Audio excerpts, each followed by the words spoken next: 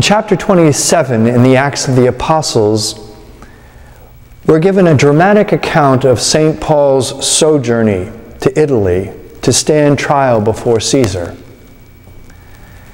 The episode entails their setting sail for Rome, the weather turning treacherous, their continuing the voyage despite sage counsel to do otherwise, and finally their being shipwrecked without any casualties. Why then does St. Luke go into such painstaking detail in recounting this event? Because his purpose is not merely to report an historical incident from Paul's past. He means to tell this story so that we might look at our own lives. The literary motif of the long sea voyage is as old as literature itself. For example, Homer's Odyssey, as well as those stories in the Bible like Noah's Ark and the book of Jonah. The sea voyage, the long journey, symbolizes our own human longing for fulfillment, reunion, the yearning to go home. And the ability to survive a test of life at sea was an indication of one's courage and one's righteousness. Paul intends to lead us to the meaning that we seek. What happens to the characters in this tale seems to be happening to us as well. We are involved in the story. Even though the weather conditions indicate an impending disaster, the characters in the story choose to press on. Oftentimes, we let ourselves be ruled by our own ideas and plans. We stick to what we want to do, even when evidence indicates otherwise.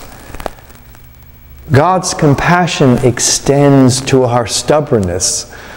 The Lord, in His mercy, puts in our lives people who speak sense to us in this case, St. Paul warns the crew, "I can see that this voyage will result in severe damage and heavy loss." As the circumstances of the sailors' lives turned catastrophic, God provided someone who offered them a new and true way of looking at reality so that they could live in hope.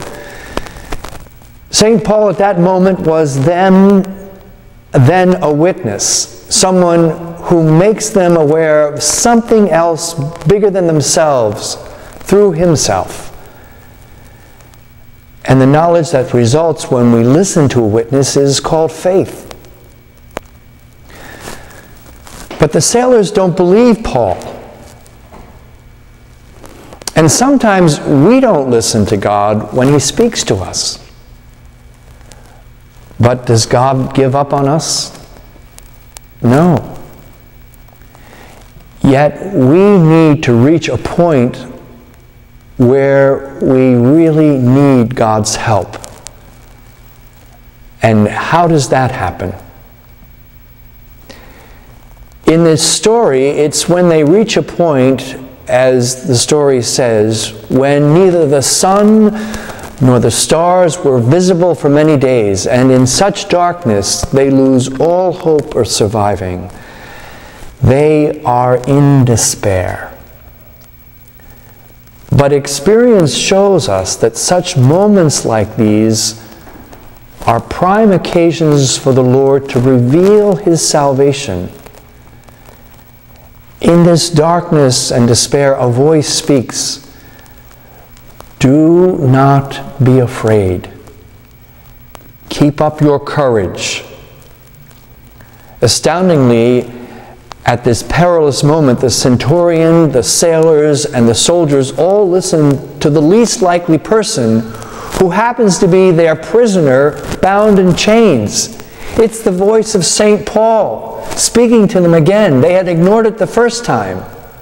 But now, in this moment of great despair and fear, they hear his voice and they heed him. And because of that, because they put their courage and in God, and they are not afraid, they reach the shore safely. All Paul does is announce God's plan, but the authority with which he speaks is exceptional. An authority is someone who prevents us from succumbing to our own reason by helping us to recognize the mystery at work in our life. At the conclusion of this first Novena prayer that we said to Mary, we pray, "I fear, dear Mother, that in time of danger I may neglect to call on you and thus lose my soul."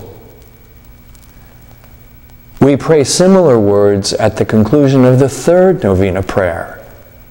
"I fear, O Mother, that in the hour of temptation I may through negligence fail to have recourse to you and thus perish miserably."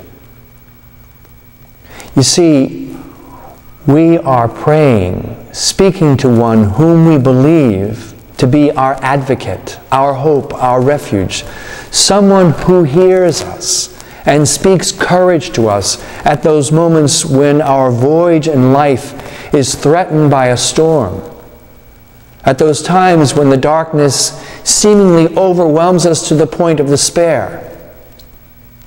Mary has the power to save us because she believed the words God spoke to her,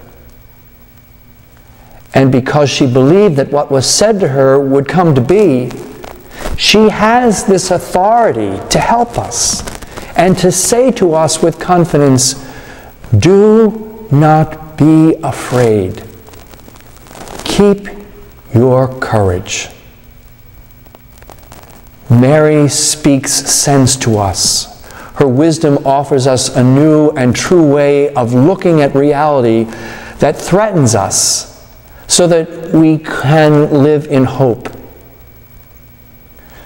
Her grace, her speaking to us, prevents us from succumbing to our own reason by helping us to recognize the mystery of God's love at work in our life.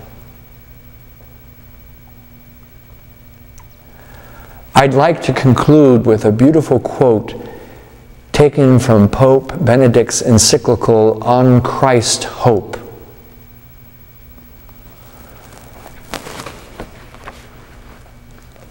"Life is like a voyage on the sea of history, often dark and stormy, a voyage in which we watch for the stars that indicate the route. The true stars of our life are the people who have lived good lives. They are lights of hope. Who more than Mary could be a star of hope for us?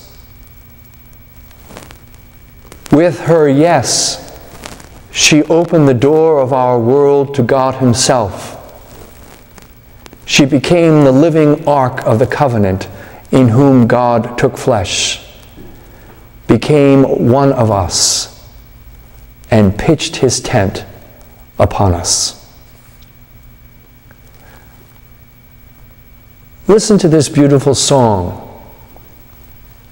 which captures so well what I have just spoken to you.